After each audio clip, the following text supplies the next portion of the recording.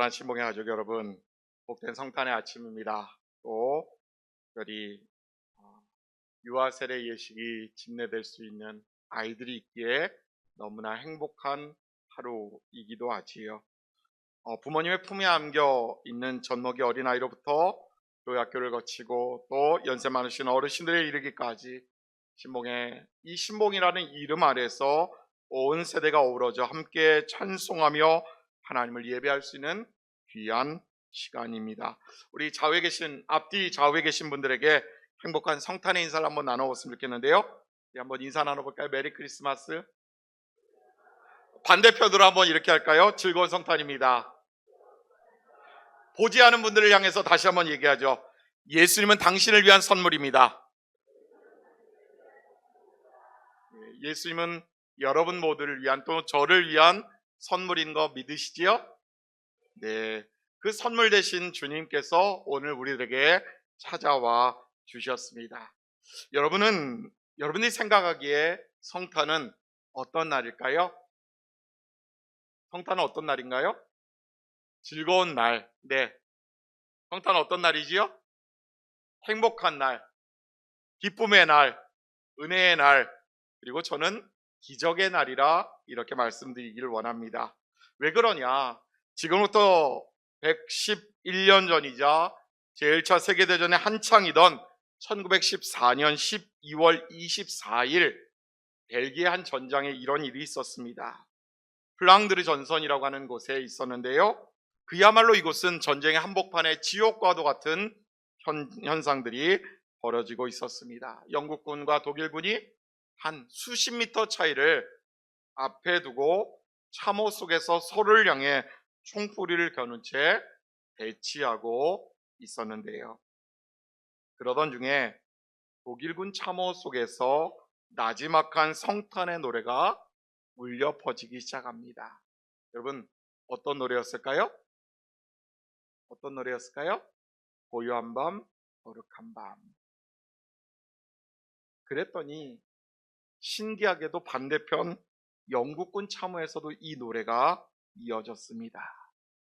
그리고 조금 더 시간이 흘러서 이내 약속이라고 한 듯 양쪽 병사들이 무기를 손에서 내려놓고 참호 밖으로 나와서 전장의 한복판에서 악수하며 축복하고 자기의 가족들의 사진을 보여주면서 또 갖고 있던 먹을 것을 나눠주는 일들이 있었는데요.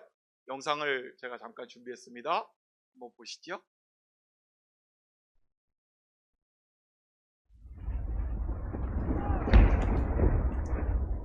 Jenkins, Oakley, Knight.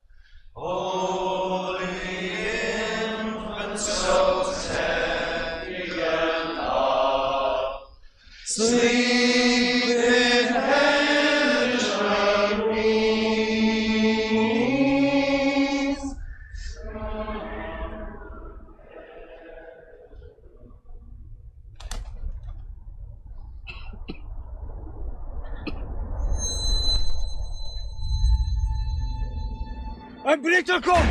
Ein Blickerkopf! Jim? Jim, don't do it! Halt! Er ist nicht bewaffnet!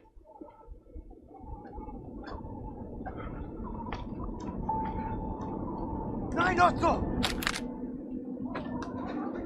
Jim!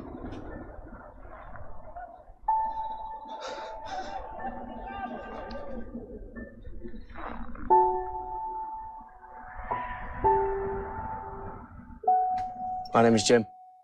Mein Name ist Otto. Pleased to meet you, Otto. Freut mich. Rose, she's called.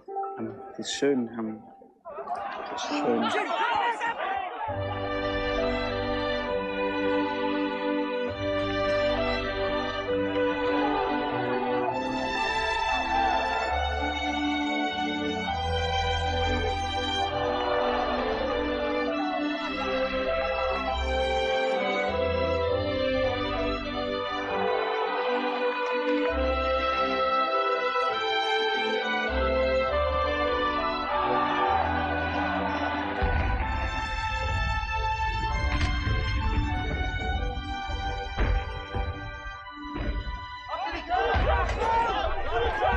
Danke. Happy Christmas. Frohe Weihnachten.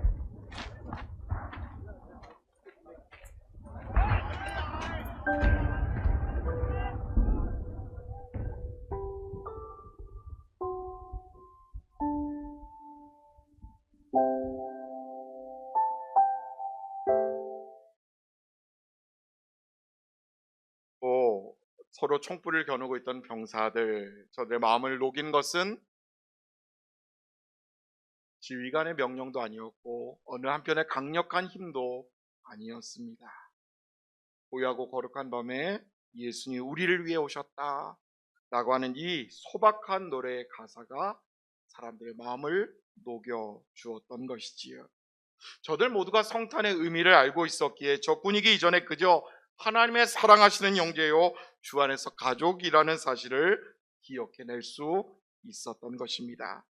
오늘 이 시간 어쩌면 그 어느 때보다도 경제적으로 어렵고 힘겨운 때를 살아가고 있다라고 말하는 우리들 모두에게, 우리 신목의 아들 모두에게 이러한 기적의 은혜, 기적의 역사들이 넘쳐나게 되기를 주님의 이름으로 축복합니다. 오늘 본문에서도요, 바울은 하나님 사랑의 선물로 세상 낮은 곳까지 찾아오신 예수 그리스도를 증거하고 있습니다. 그래서 오늘 본문 6절에서 11절까지의 말씀을 그리스도의 찬가라 이렇게 부르기도 하는데요. 우리 본문 6절에서 8절까지 말씀 한번 함께 읽어보도록 하겠습니다. 그는 근본 하나님의 본체시나 하나님과 동등됨을 취할 것으로 여기지 아니하시고 오히려 자기를 비워 종의 형체를 가지사 사람들과 같이 되셨고 사람의 모양으로 나타나사 자기를 낮추시고 죽기까지 복종하셨으니 곧 십자가에 죽으심이라. 아멘. 바로 예수 그리스도 그분이 하나님 사랑의 이정표가 되어 주심을 의미하고 있습니다. 그러면 여러분, 오늘 우리가 하나님의 언약 백성으로 살아간다 입술로만 할 것이 아니라 복된 성탄의 기쁨을 맞으며 예수 그리스도의 삶을 이어가리라 다짐하는 우리들 모두에게 요구되는 핵심이 있습니다. 바로 이 삶의 지침, 이것을 통해서 저 100여 년 전에 있었던 평화의 역사가 오늘 우리들 가운데, 또 이 한반도 가운데, 우리의 삶의 모든 지경 가운데 주님 주시는 평강의 역사로 넘쳐나게 되기를 간절히 축복합니다. 그러면 예수 그리스도의 삶을 이어가리라 하지만 우리에게 요구되는 것은 무엇일까요? 따라해볼까요? 나를 비우는 겸손입니다. 언약 백성으로서의 정체성을, 내가 언약 백성이라고 하는 것을 다시 한번 마음에 새기고 살아가는 것이지요. 바울은 예수님의 마음을 마음에 품으라 하면서 그 마음은 자기를 비우고 종의 형체를 가지사 사람들과 같이 되신 예수 그리스도 그분의 마음이라 일러주는데요. 보면 5절과 7절 말씀 우리 함께 읽지요. 너희 안에 이 마음을 품으라. 곧 그리스도 예수의 마음이니 자기를 비워 종의 형체를 가지사 사람들과 같이 되셨고. 아멘. 여기서 자기를 비운다라고 하는 것은 어떠한 것이냐? 이 컵 안에 물이 있습니다. 그렇죠? 예. 그런데 제가 이것을 다 마시지 못했지만 이것을 마시면 이 컵은 안에 무엇인가 들어있게 될까요? 내용물이 다 빠지게 될까요? 비워지게 되겠지요. 바로 이것을 의미합니다. 그릇 안에 내용물, 그것을 완전히 쏟아버리고 비워서 바닥을 드러내 보이게 만드는 것, 이것이 바로 비우다라는 의미입니다. 여러분, 원래 예수님은 하나님과 같은 능력을 갖추고 있으셨습니다. 그런데도 자기를 비우셨다고 하는 것은 이 특권을, 이 능력을 행하지 않으셨다라는 것이지, 도리어 자신의 신성을 비우고 인간의 몸이라고 하는 좁은 틀 안에 자기 자신을 쏟아 부으셨음을 의미합니다. 그러니 여러분, 성탄은요, 채우기보다는 비움을 회복하는 절기인 것이지요. 이스라엘 백성이 언약의 땅 가나안에 들어가기 전에서 할례를 통해서 자신을 깎아냈던 것처럼 자신의 죄된 모습과 연약한 부분들을 도려내고 또한 새롭게 했던 것처럼 내 안에 하나님 아닌 것들, 예수 그리스도로 일한 것이 아닌 것들을 완전히 쏟아내지 않고서는 이 땅에 오실 예수 그리스도, 그분을 모실 공간을 마련할 수 없다라는 것입니다. 그렇습니다, 여러분. 바울이 말한 것처럼 예수님의 마음을 품는 것은 나를 기워내는 결단입니다. 이곳에 우리 어린 친구들이 있으니까 한번 여쭤볼게요. 커다란 선물 상자가 있습니다. 그런데 그 안에 다른 것들로 가득 차 있다면 선물을 더 채울 수 있을까요? 없을까요? 없겠지요.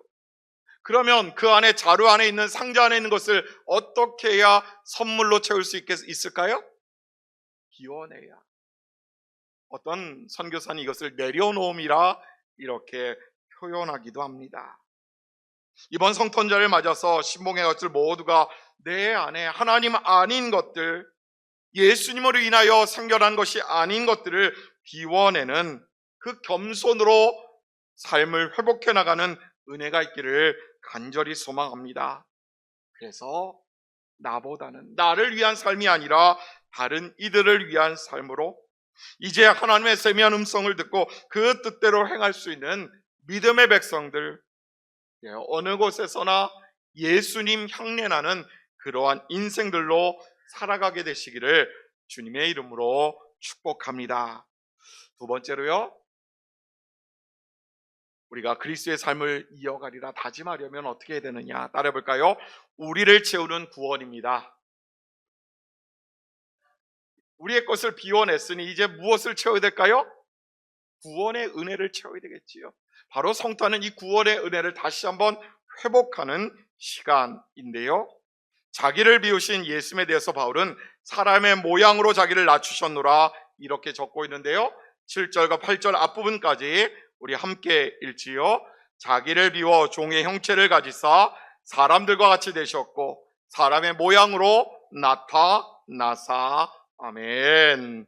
이것을 신학적으로 조금 더 유식하게 표현한다면 성육신하셨다라고 말할 수 있습니다. 영어로 인카네이션이겠지요.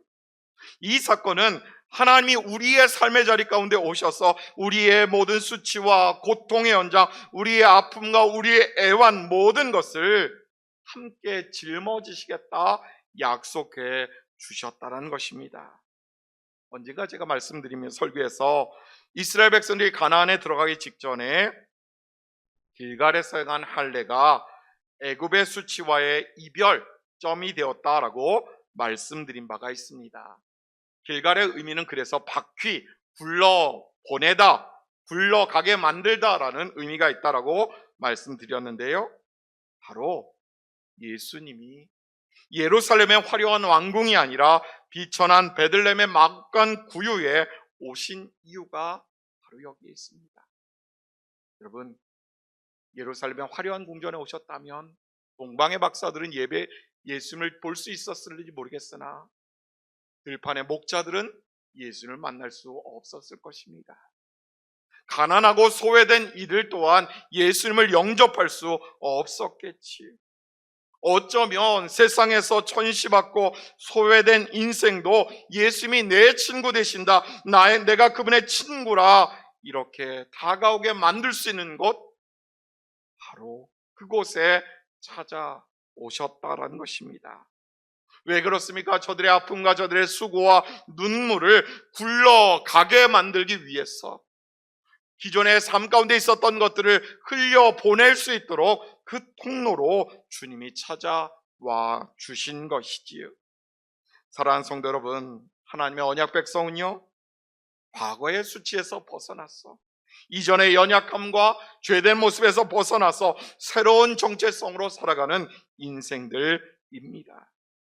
가장 낮은 곳에 이 땅에 사랑의 선물로 오신 예수 그리스도께서 여전히 해결하지 못한 우리의 마음의 상처와 무기력과 과거의 수치를 제거해 주시고자, 또한 바로 그곳에 하늘의 신령한 은혜로 채워주시기 위해 낮고 천한 베들레헴 땅에 찾아와 주셨다는 것이지요.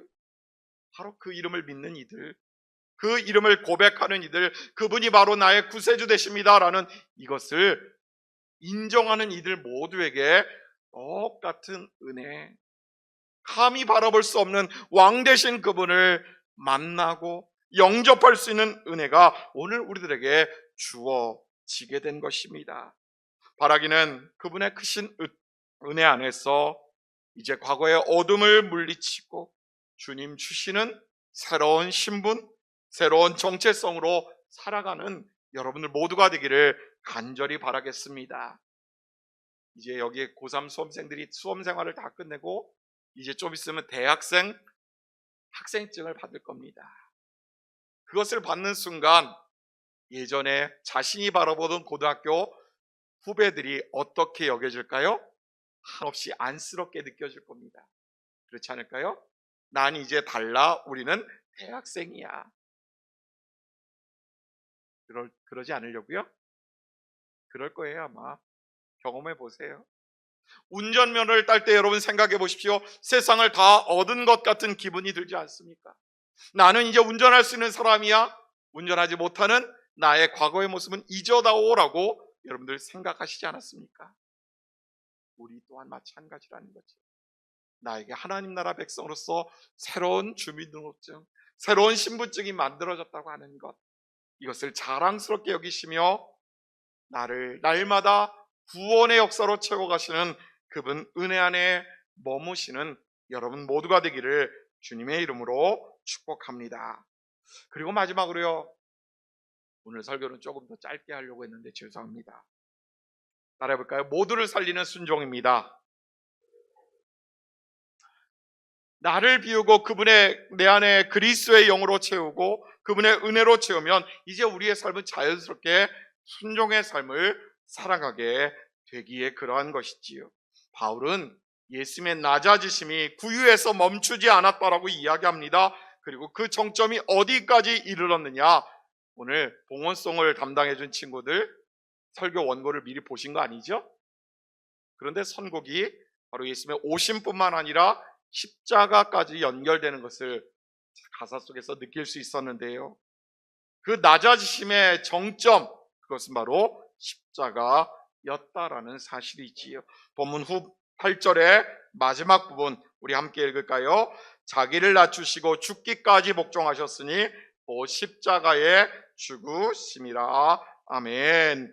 세상에 가장 낮고 천한 곳으로 찾아오셨는데 그 예수님이 이제 인류의 구원을 위한 그 계획을 완성하시고자 마침표 찍으신 그 자리가 어디냐? 바로 십자가였다라는 거지요. 자기의 생명을 내어놓는, 그래서 죽기까지 복종을, 하나님 뜻에 순복하기를 선택하셨던 겁니다. 그런 의미에서 베들레헴 마국간의 구유는 십자가의 시작이다라고 이야기할 수 있습니다. 그리고 그 마지막 완성점은 바로 십자가였던 거지. 어쩌면 오늘 한국 교회가, 그리고 이 땅의 그리스도인들이 세상에 손가락질 받는 이유가 여기에 있는지도 모르겠습니다. 성탄절은 선물 받고 즐거워하는 날이 아니라 예수님이 우리에게 사랑의 선물되어 오셨듯 우리도 누군가의 따스한 선물이 되어주는 날이기에 그러합니다. 오늘 우리에게 선물로 오신 예수님이 우리에게 이렇게 말씀하지 않으실까요? 내가 너희를 위하여 목숨을 버린 것처럼 너희도 서로 살아가는 것이 마땅하다. 그러니 낮은 곳으로, 조금 더 낮은 곳으로 나아가 보지 않으련 이렇게 말씀하지 않으실까요? 이 말씀에 순복할 때에 비로소 우리는 예수님 닮아가는 참된 언약 백성으로 살아갈 수 있다라는 것이지요. 오래전 영국의 한 탄광에서 사고가 났습니다. 무너진 갱도 안에 갇힌 아들을 구하기 위해서 아버지는 자신의 몸을 지지대 삼아서 쏟아지는 흙더미를 온 힘으로 버텨냈습니다. 구조대원들이 도착합니다. 하지만 아버지는 이미 숨을 거둔 상태였습니다. 그러나 아들은 어떻게 되었을까요? 아버지의 품 안에서 안전하게 구조될 수 있었습니다. 어찌 그럴 수 있었을까요? 아버지가 보여준 필사적인 버텨냄, 초인적인 힘이 그렇게 만들었을 겁니다. 그리고 아버지의 마음이, 아버지의 사랑이, 자신을 버린 그 사랑이 아들에게 새로운 생명을 선물해 준 것이지요. 바로 이것이 십자가 위에서 우리를 위해 아낌없이 베풀으신 예수님 사랑의 모습이 아닐런지요. 사랑하는 신봉의 가족 여러분, 성탄은요 기쁘고 감격스러운 날 많습니다.